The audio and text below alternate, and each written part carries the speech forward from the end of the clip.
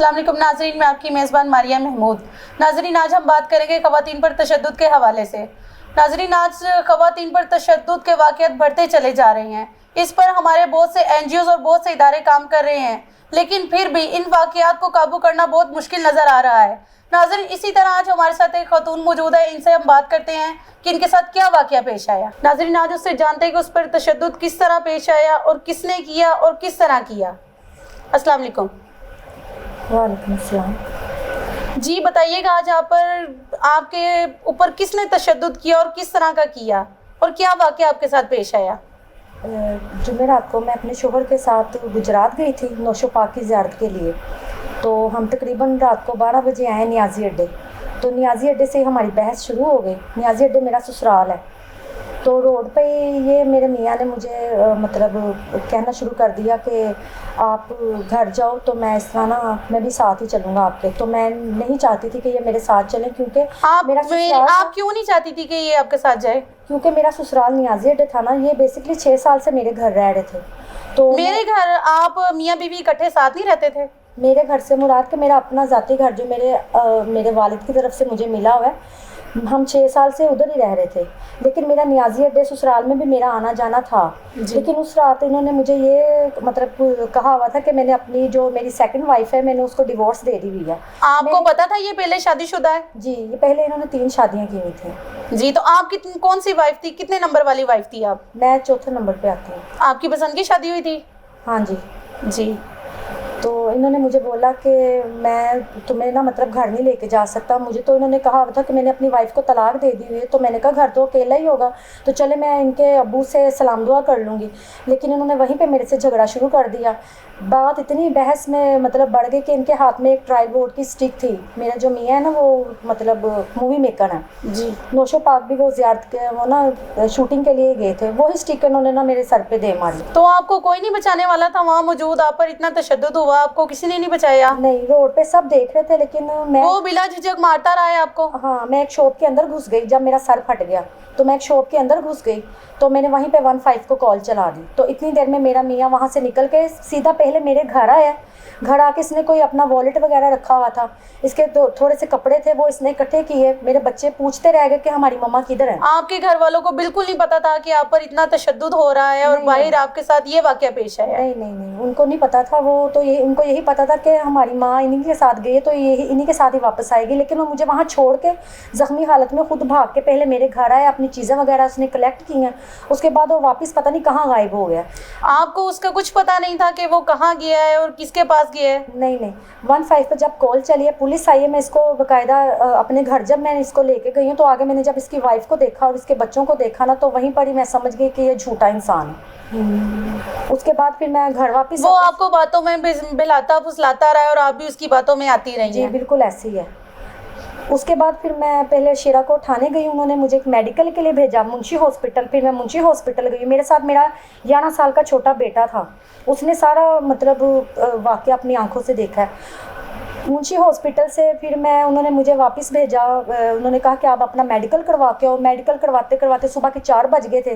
बेटा मेरा छोटा था। मैं घर चली गई, बच्चों को मैंने स्कूल भी भेजा। आप बिल्कुल लाचार अकेली थी अपने बच्चे के साथ, इस तरह तशद्दुद आप पर हुआ, फिर भी अकेली अपना मैनेज कर रही थी सब कुछ? बिल्कुल ऐसे ही है। मैं फिर घर वापस गई। अब मतलब मैंने कहा मैं अगले दिन आके फिर अपना ना पुलिस में कंप्लेन करवाऊंगी। फिर मैं नेक्स्ट डे आई, मैंने अपनी कंप्लेन वहाँ पे करवाई। शीराकोट थाना लगता है उसको ना। पुलिस वालों ने क्या रिस्पांस दिया आपको आगे से? पुलिस वालों ने मुझे को मतलब कि उन्होंने मेरी कंप्लेन तो दर्ज कर लिया, लेकिन अभी तक उन्होंने FIR नहीं काटी। 10 दिन हो गए थे, मुझे खुद आना पड़ा पुलिस स्टेशन। मैंने कहा ना आप लोगों ने मुझे कॉल की है, ना आपने बंदे को अरेस्ट किया है। इतने 10 दिनों में आप बिल्कुल अकेली बेयारो मददगार फिरती रही, सबको कहती रही, लेकिन आपके साथ चलने वाला कोई नहीं था? कोई नहीं था। 10 दिन के बाद 10 दिन तक मेरे मियाँ ने मेरे से कोई रब्ता नहीं किया। जब पुलिस वालों की कॉल गई उसको कि हमने आपके खिलाफ़ पर्चा कर देना है, तो आप पुलिस स्टेशन आओ, तब उसने मेरे से कांटेक्ट किया सुलह सफाई के लिए। तो मैंने उससे सुलह नहीं करनी। आप नहीं चाहती कि आपकी उससे दोबारा सुलह हो जाए? नहीं, जिस तरह से उसने मुझे मारा है, बेइज्जत किया है, मेरे ही घर में रहता है। आप और क्या चाहती हैं कि आपको क्या इंसाफ मिलना चाहिए? यहाँ पर भी उस पर इस तरह का तशद्दुद करवाना चाहती हैं? नहीं नहीं, आप क्या चाहती हैं? मैं ये चाहती हूँ कि उसने मुझसे जो झूठ बोला था, मेरा निकाहनामा भी गायब किया हुआ है। उसने मुझे बोला था कि मैंने अपनी बीवी को तलाक दे दी, उसका तलाकनामा निकाहनामा के साथ लगेगा तो वो कंप्लीट करके मैं आपको दूंगा, लेकिन वो मुझे निकाहनामा अभी तक नहीं मिला। मैं अपने ससुराल में जाना चाहती हूँ, मैं अपने ससुराल में अपने मियाँ के साथ ही रहना चाहती हूँ। लेकिन वो आपके साथ फ्रॉड करता रहा कि उसके दिल में पहले से बेईमानी थी, वो आपका निकाहनामा इसलिए आपको नहीं देता था, साइड पे कर लिया क्योंकि उसके दिल में ये पहले बेईमानी थी कि वो आप पर तशद्दुद करेगा। हाँ, ये थी। ये अरसा 6 साल से वो मेरे साथ ऐसे ही करता था। कुछ अर्सा पहले मुझे पता चला इसकी तीसरी बीवी के बारे में, तो मैंने इससे जब सवाल किया तो इसने मुझे उसी औरत के बारे में बताया हुआ था कि वो मेरी दोस्त की मंगेतर है। इसने मुझे ये नहीं कहा था कि वो मेरी वाइफ है। आपको धोखे में रखा हुआ था? हाँ, धोखे में रखा। हालांकि झूठ बोलने की इसको ज़रूरत नहीं थी। अगर मेरे 4 बच्चे हैं तो मुझे भी इसके 2 बच्चे एक्सेप्ट हैं। बस उसने आपको पाने के लिए एक धोखा इस्तेमाल किया, धोखा इख्तियार किया उसने अपना। लेकिन वो जाहिर सी बात है, मेरा घर भी अपना था, ना इसको रेंट देना पड़ता था, ना इसको दुकान का किराया देना पड़ता था। अपनी दुकान का कंप्यूटर भी इसने मेरे घर में ही रखा हुआ था, वहीं पर दुकानदारी भी इसकी चलती थी, मेरे घर में ही रहता था। सिर्फ इसने मेरा किचन का खर्चा उठाया हुआ था, अदरवाइज ये मुझे मेरे हकूक पूरे नहीं करता। यानी कि जो औरतों के बीवियों के हकूक होने चाहिए थे वो उसने पूरे नहीं किए। हाँ, 15,000 रुपये मेरा हक महर 15,000 रुपये इसने मेरी जेब खर्च लिखी हुई है, वो मुझे नहीं देता ना। 15 लाख रुपए इसने मेरा हक महर लिखा हुआ है। अब वो हक महर बचाने के लिए ये मुझ पर तशद्दुद करता है ताकि मैं खुद ही खुला ले लूँ, लेकिन मैंने खुला नहीं लेनी। अच्छा, ये आप पर वाकया किस दिन पेश आया? आपको याद है उस दिन क्या डेट थी जिस दिन आपके साथ ये वाकया पेश आया? जी, 19 तारीख थी, 10वां महीना, यही जुमे रात का दिन था। वो सुबह 6 बजे ये मुझे लेके गया घर से और रात को 12 बजे हम ये न्याजी अड्डे आए हैं। तो पुलिस में कंप्लेन किए हुए तकरीबन कितने दिन हो गए? आपको कितना अर्सा हो गया? 10-12 दिन हो गए। तो अभी तक पुलिस वालों ने आपको कोई रिस्पांस नहीं दिया आगे से? नहीं, रिस्पांस इन्होंने मुझे कोई नहीं दिया। 7 दिन गुजरने के बाद मैंने जब दोबारा पुलिस स्टेशन गई, इनकी मुझे कोई कॉल नहीं आई, तो मैंने कहा मैं खुद ही पुलिस स्टेशन जाके उनसे पूछूं कि मेरे केस का क्या बना है। 7 दिन 8 दिन इन्होंने कहा कि जी अभी तक तो आपका मेडिकल ही नहीं आया, आपको पहले मुंशी हॉस्पिटल जाना पड़ेगा। वहीं से सीधा मैं मुंशी हॉस्पिटल गई। उन्होंने मुझे बोला कि आपको हम ये मेडिकल नहीं देंगे, ये पुलिस वालों का काम है, आप यहाँ से चली जाएं और किसी कांस्टेबल को साथ लेके आएँ। उसके बाद मैं दोबारा शेराकोट थाने गई। मैंने उनको जब ये बोला तो वो लोग टाल मटोल ही कर रहे थे, मेरी सुन नहीं रहे थे। यानी कि ना कि अभी मैं भेजता हूँ आपको किसी के साथ, अभी आपका मेडिकल आ जाएगा। करते करते मैं सुबह 11 बजे की गई और मैं शाम को 7 बजे घर वापस आई हूँ।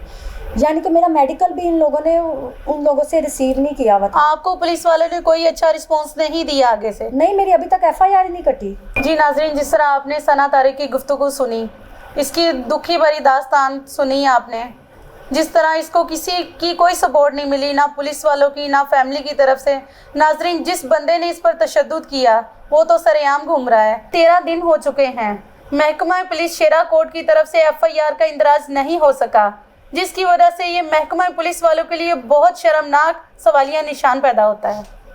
इसी के साथ आप अपनी मेज़बान मारिया महमूद को इजाज़त दीजिए। अल्लाह हाफ़िज़।